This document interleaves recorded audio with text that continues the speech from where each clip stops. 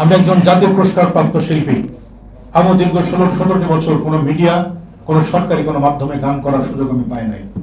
এমনকি মঞ্চে যাবার আগে, মঞ্চে উঠবে এমন সময় আমাকে ঘাড়ে ধাক্কা দিয়ে বের করে দেওয়া হয়েছে। অন্তর্বর্তীকালীন সরকারের প্রধান ডক্টর ইউনূস সাহেব যখন লন্ডনে গিয়ে বিএনপির ভারপ্রাপ্ত চেয়ারম্যান জনাব তারেক রহমানের সাথে রুদ্ধদ্বার মিটিং করলেন এবং যখন উনি বেরিয়ে 2026-এ ফেব্রুয়ারিতে নির্বাচনের কথা ঘোষণা করলেন, তখনই অনেকের ঘুম হারাম হয়ে গেছে। তখন থেকেই মানুষের ভিতরে কিছু আশা জেগেছে, সুস্থ সুন্দর নির্বাচনের স্বপ্ন দেখেছেন। কিছু মহল তারা ব্যস্ত হয়ে গেছেন নির্বাচন করতে না দেওয়ার জন্য।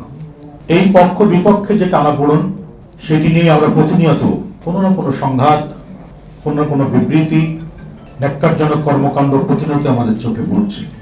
কিন্তু আমরা বিশ্বাস করি, পাহাড়ের গায়ে ঢিল ছুড়লে পাহাড়ের কিছু আসে যায় না, ঢিলটাই একমাত্র পরে ধুলায় পরিণত হয়।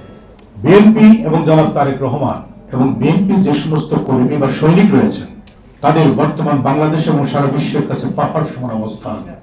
এই পাহাড়ের সাথে টিক্কা দিয়ে পাহাড়ের সাথে যুদ্ধ করতে আসা মানে বোকার স্বর্গে বাস করা।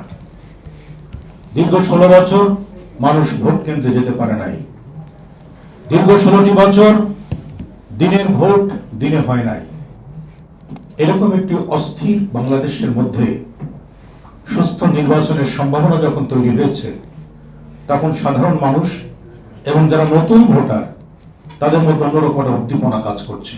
মোনালিসা হেভি ফ্লো 15 পিস প্যাকেটের সাথে 8 পিসের একটি প্যাকেট একদম ফ্রি। এখানে এসে যে চক্র এখানে ঝামেলা করার চেষ্টা করুক না কেন, সমস্ত কিছু উপেক্ষা করে বাংলাদেশ সুস্থ সুন্দর নির্বাচনের যে স্বপ্ন দেখছেন, সেটি আগামী ফেব্রুয়ারিতে বাস্তবায়িত হবে ইনশাআল্লাহ। এবং সেটা হলেই আমরা যে আজকে 16-17 বছর অন্ধকার কারাগারের মধ্যে বসবাস করেছি, আল্লাহ পাকের হুকুমে সেই সুন্দর সূর্যের উদয় আমরা দেখতে পাবো।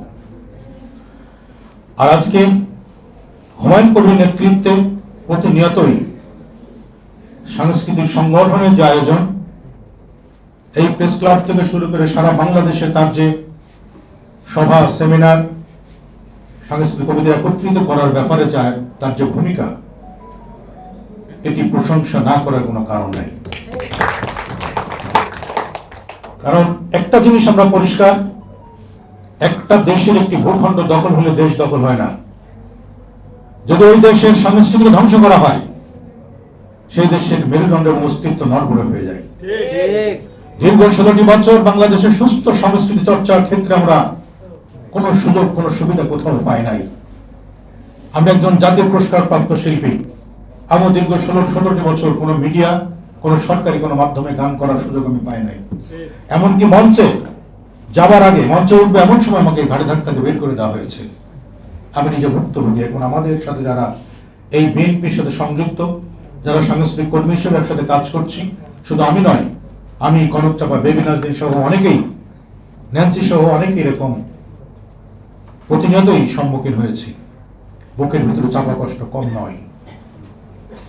তারপরেও যেহেতু সাধারণ মানুষ আজকে যার মনির খান বানিয়েছে, সাধারণ মানুষের মধ্যে আমাদের চলাফেরা, সাধারণ মানুষ নিয়ে আমাদের কর্মকাণ্ড, মানুষের ভালোবাসা নিয়ে সুস্থ আছে, সুন্দর আছে এবং আগামী দিনের স্বপ্ন নিয়ে সুন্দরভাবে বেঁচে আছে।